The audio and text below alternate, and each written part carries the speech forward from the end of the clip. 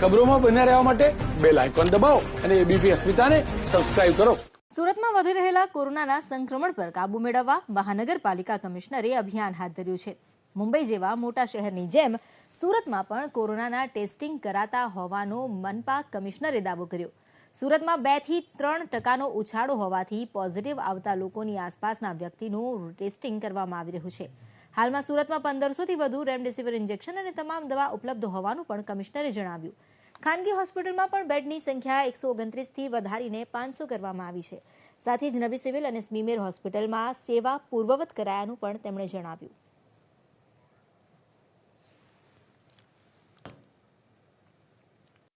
કોરોનાને ધ્યાનમાં રાખીને પાલિકા કમિશનર રોજ રાઉન્ડ પર ઉતરે છે. આજે રાંદેર ઝોનમાં તેઓ નીકળ્યા છે અને સ્થળ પરીક્ષણ કરી રહ્યા છે. જે રીતે કોરોના 5 થી 7% ઉછાળો થયો છે ત્યારે તમામ સોસાયટીઓમાં જે સમૂહ ક્વોરન્ટાઇન થયા છે તેનો પણ રિપોર્ટ લઈ રહ્યા છે. સાથોસાથ જે કોવિડ નવા સેન્ટરો કાઢવામાં આવ્યા છે, જે બનાવ્યા છે, ત્યાં કઈ રીતની ટેસ્ટિંગ ચાલી રહી છે, પાલિકા કમિશનર આપણી સાથે મોજૂદ છે. સાહેબ, કોરોના કેસો કેટલા વધી રહ્યા છે અને કઈ રીતની તકેદારીના ભાગરૂપે કોવિડ સેન્ટરો નવા ખોલાયા?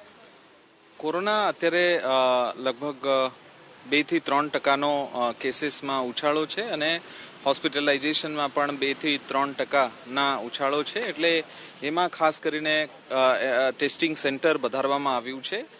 જે પોઝિટિવ કેસો આવે છે અલગ અલગ વિસ્તારોમાં, એ વિસ્તારોને વિઝિટ કરીને એ સંપૂર્ણ રીતે કન્ટેનમેન્ટ થાય, એ કોઈ પણ વ્યક્તિ એમાંથી બહાર ના નીકળે એના માટે એક ખૂબ મોટા પ્રકારના ઝુંબેશ હાથ ધરવામાં આવ્યું છે. માસ્ક માટે ખૂબ મોટા પ્રકારના ઝુંબેશ હાથ ધરવામાં આવ્યું છે અને જેટલા લોકો પોઝિટિવ આવે છે એ તમામ પોઝિટિવ લોકોના જે આજુબાજુના ફેમિલી સર્કલ છે, સોશિયલ સર્કલ છે, એ તમામ લોકોને પણ ટેસ્ટિંગ કરીને એને આઇસોલેટ કરીને ટ્રીટ કરવામાં આવે છે.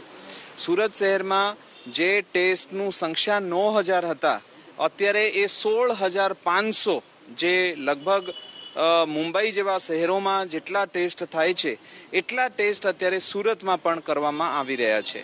એટલે બહુ વધારે ટેસ્ટ કરીને લોકોને અર્લી ટેસ્ટિંગ થાય, અર્લી ટ્રીટમેન્ટ થાય, એના માટે કામગીરી કરવામાં આવી રહ્યા છે. અને ખાસ કરીને જે ડોર ટુ ડોર સર્વેલન્સ છે, દરેક ઘેરથી ઘેર ડોર ટુ ડોર સર્વેલન્સ મોટા પાયા ઉપર કરવામાં આવે છે. અને ટેક્સટાઇલ અને ડાયમંડ એ સુપર સ્પ્રેડિંગ વેન્યુ હોવાથી એના ઉપર પણ ખાસ ભાર મૂકીને એના ઉપર કામગીરી કરવામાં આવે છે. સૌથી મોટી વાત છે ઇન્જેક્શનની. હવે ઇન્જેક્શન કેટલા અવેલેબલ છે આપણી પાસે અને કઈ રીતનો સ્ટોક છે? આપણા પાસે રામડેસિવિર ઇન્જેક્શન 1500 થી વધારે અવેલેબલ છે અને સફિશિયન્ટલી આપણા પાસે તમામ ઇન્જેક્શન, દવાઓ, તમામ વસ્તુઓ ઉપલબ્ધ છે. જો હોસ્પિટલના એમઓયુ કરાયા હતા, એ એમઓયુ હવે કઈ રીતના પૂર્વત કરે? કારણ કે સ્થિતિ ધીરે ધીરે હવે ગંભીર થતી જઈ રહી સુરતમાં. તમામ જે હોસ્પિટલના એમઓયુ હતા એ એમઓયુ ખૂબ ઓછા બેડ કરવામાં આવ્યા હતા. ફરીથી એ તમામ હોસ્પિટલને બોલાવવામાં આવ્યું છે. જે લગભગ આપણે 1000 બેડથી આપણે 100 બેડ સુધી ગયા હતા.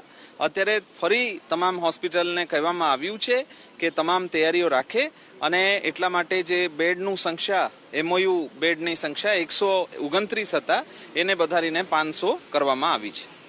સુરત મહાનગરપાલિકા નવી સિવિલ હોસ્પિટલ તમામમાં હવે ફરીથી કઈ રીતે વ્યવસ્થાઓ પૂર્વવત કરાઈ છે?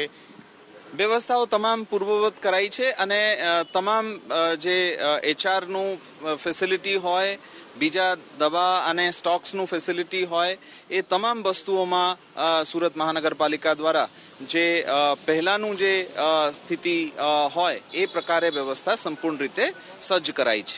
કયો કયો વિસ્તાર એવો છે જ્યાં જે કેસો છે એ વધી રહ્યા છે? કારણ કે બીજો ફેઝ છે ખૂબ જ ખતરનાક છે.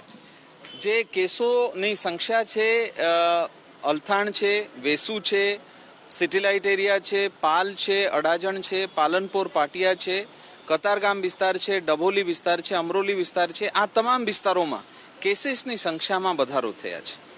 દિવાળી બાદ જે રીતે ખરીદી લોકો કરીને બહાર નીકળ્યા છે, ત્યારે એ જે સમૂહ હતો એ કઈ રીતે કોરોના પોઝિટિવ થઈ રહ્યા છે અને લોકોને શું અપીલ હશે?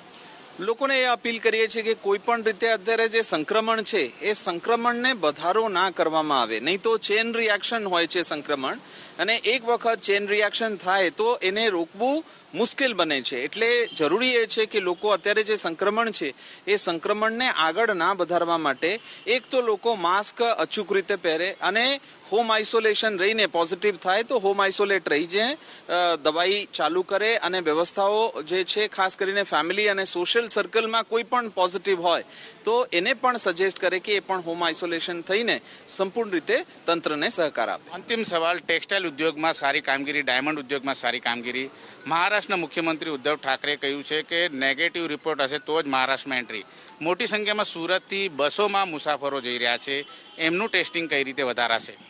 સુરતમાં ટેસ્ટિંગ મેં કીધું છે કે મુંબઈ જેવા મહાનગરો જેટલા ટેસ્ટ કરે છે એટલા ટેસ્ટ સુરત જેવા મુંબઈ કરતા ઘણા નાના મહાનગરો પણ એટલા ટેસ્ટ કરે છે.